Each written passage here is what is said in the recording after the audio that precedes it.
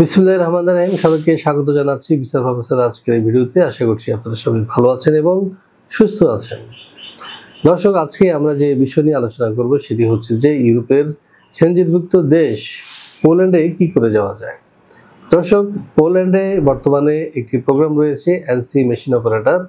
এর অর্থ হচ্ছে যে আপনি সেখানে একটা সিরামিক অথবা ইট তৈরি করার কারখানায় কাজ করার জন্য যাবেন এবং প্রথমে তারা 6 মাস আপনাকে কি করবে, ট্রেনিং দিবে এবং ট্রেনিং চলাকালীন সময়ে আপনাকে ৭৫,০০০ টাকা করে বেতন দিবে।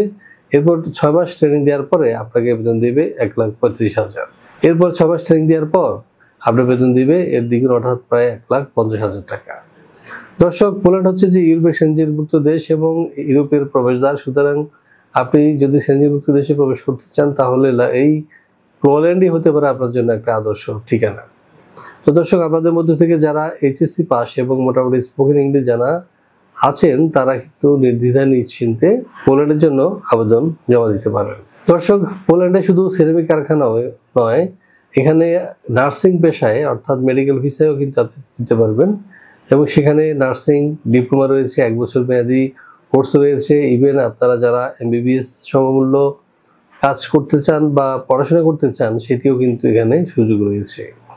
সুতরাং এই বিষয়ে জানতে আপনারা যোগাযোগ করুন ভিসা প্রফেসরের সঙ্গে। ভিসা প্রফেসরের ঠিকানা নিশ্চয়ই আপনারা জানেন, house 12, lift 5, road 12, Merul Badda, DIT project, Dhaka.